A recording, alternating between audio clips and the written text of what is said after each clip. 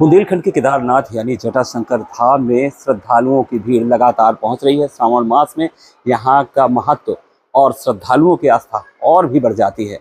जटाशंकर न्यास है जहाँ पर श्रद्धालुओं के लिए अलग अलग व्यवस्थाएं की गई हैं।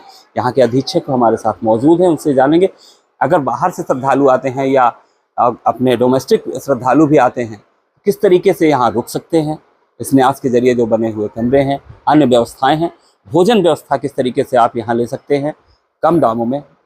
सर स्वागत है आपका बुंदेलखंड 24/7 में। जी जी जी। किस तरीके से व्यवस्थाएं की गई हैं श्रद्धालुओं के रुकने के लिए से लेकर और भोजन तक की? जी, यहाँ जो भी श्रद्धालु आते हैं तो सबसे पहले तो उनका ये रहता है कि वो जटाशंकर धाम मतलब भगवान के दर्शन निर्विवाद और आसानी से करें।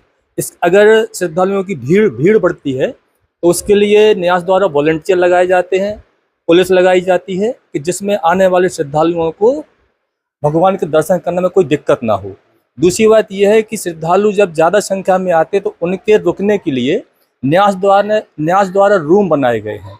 रूम में कैटेगरी है, अलग अलग है, रूम अच्छे भी हैं, रूम नॉर्मल भी है। रूमों में श्रद्धालु रुक सकते हैं। इसके अलावा धर्मशालाएँ हैं जो निःशुल्क हैं, पेड भी हैं। जैसे श्रद्धालु चाहते उस प्रकार की सुविधा न्यास द्वारा उनको दी जाती है। भोजन के लिए न्यास द्वारा बम बम भोले भंडारा प्रतिदिन सुबह 10 से 4 बजे तक चलाया जाता है। उसमें श्रद्धालुओं को 40 रुपये प्रति दान राशि लेकर भरपेट भोजन मतलब श्रद्धालुओं को कराया जाता है। इसके अलावा श्रद्धालुओं की जो वाहन व्यवस्था है, पार्किंग व्यवस्था है, तो यहाँ पे जब भीड़ बढ़ती है तो यहाँ से थोड़ा दूर वाहनों को रोका जाता है। वाहनों का जाम ना लगे, वाहन मतलब व्यवस्थित लगे, इसके लिए भी न्यास द्वारा व्यवस्था की जाती है। वॉलंटियर लगाए जाते हैं जिसमें आने जाने वाले वाहनों को कोई दिक्कत ना हो। बम बम भोले जो भंडारा है इस तरीके का भोजन 40 रुपये में क्या क्या दिया जाता है खाने में? इसमें सर्वप्रथम क्या होता है कि मंदिर में राजभोग लगाया जाता है 12 बजे। तो जो भी प्रसाद यहाँ भंडारे में बनता है सबसे पहले वो प्रसाद निकल के वहाँ मंदिर जटाशंकर में भेजा जाता है। वहाँ पे मतलब प्रसाद लगाया जाता है। उस प्रसाद में पूड़ी, सब्जी, चावल और अचार, ये भरपेट भोजन इस श्रद्धालुओं को कराया जाता है। अन्य वर्ष की अपेक्षा इस वर्ष कुछ अधिक ही श्रद्धालु आ रहे हैं। क्या अभी तक के आंकड़े क्या लगे कि वाकई में श्रद्धालुओं की संख्या बढ़ी है? क्योंकि क्या कहेंगे? बिल्कुल ठीक कहा आपने। मैं लगभग 30 साल से जटाशंकर में हूँ। सावन का महत्व इस बार तो इतना आस्था का सैलाब आया है। हम लोग जो इंतजाम करते थे लास्ट ईयर तो केवल सोमवार इतवार सोमवार को भीड़ होती थी, उसी के अनुसार न्यास द्वारा इंतजाम किए जाते थे।